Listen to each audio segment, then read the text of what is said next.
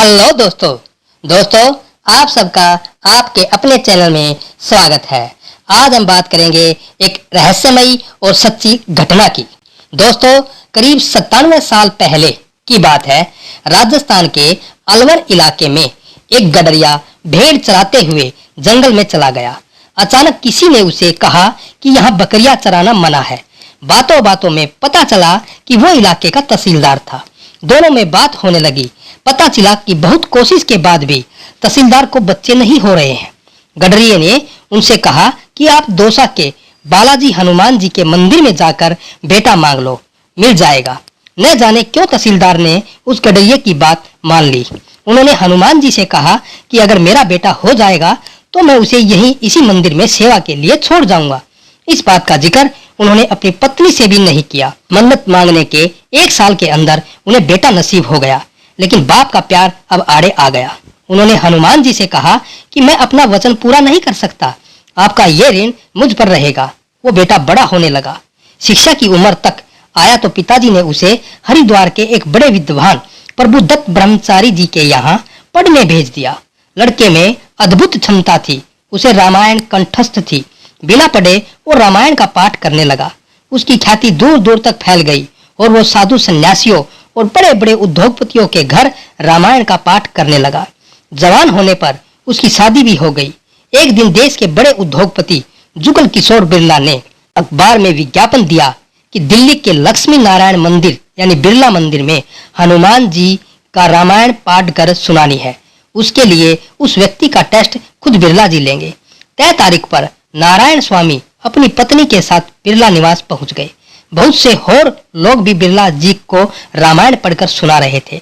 जब नारायण बाबा का नंबर आया तो उन्होंने बिना रामायण हाथ में लिए पाठ शुरू किया। बिरला जी के अनुग्रह पर नारायण ने हारमोनियम पर गाकर भी रामायण सुना दी। बिरला जी भाव विभोर हो गए।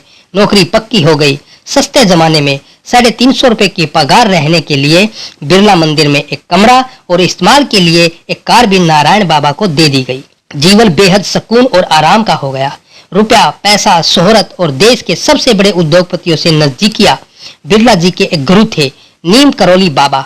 बेहद चमत्कारी संत थे वो। जैसे ही वो वृंदावन से दिल्ली आए तो बिरला जी ने उन्हें खुश करने के लिए नारायण बाबा का एक रामायण पाठ रख दिया। बिरला जी ने नीम करोली बाबा से कहा कि एक लड़का है जो रामायण गाकर सुनाता है। नीम करोली बाबा ने कहा कि मुझे भी उस लड़के से मिलना है। जैसे ही नारायण बाबा कमरे में गए तो नीम करोली बाबा ने कहा कि तेरे बाप ने हनुमान जी से धोखा किया है।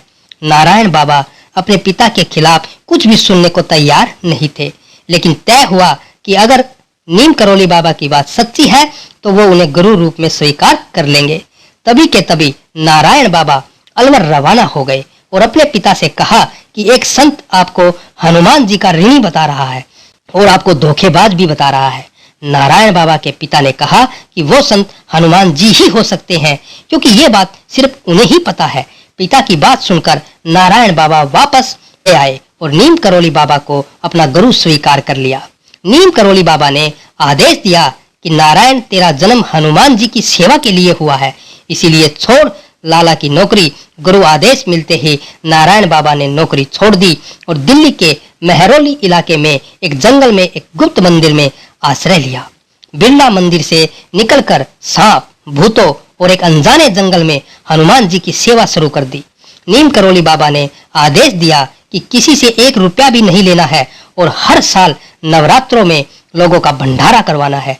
बड़ी अजीबोगरीब बात है कि 1 पैसा भी किसी से नहीं लेना और हर साल हजारों लोगों को खाना भी खिलाना है। लेकिन गुरुजी ने जो कह दिया वो पत्थर पर लकीर है। बिना सोच के उन्होंने अपना काम शुरू कर दिया। नीम करोली बाबा ने बिरला से कहकर नारायण बाबा की पत्नी को घर चलाने के पैसे हर महीने दिलवा दिए, लेकिन नारायण बाबा को पैसे से दूर रखा। 1969 से आज तक इस मंदिर में हर साल 2 बार नवरात्रों में हजारों लोगों का भंडारा खाकर जाते हैं। किसी को आज तक इस मंदिर में पैसे चढ़ाते नहीं देखा गया है, लेकिन हाँ, प्रसाद पाते सबको देखा गया है।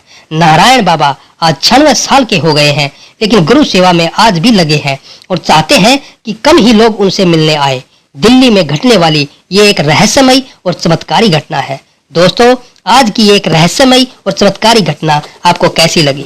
अगर अच्छी लगी है तो आप अपने इस चैनल को सब्सक्राइब करना, वीडियो को लाइक करना, शेयर करना और कमेंट करके जरूर बताना दोस्तों।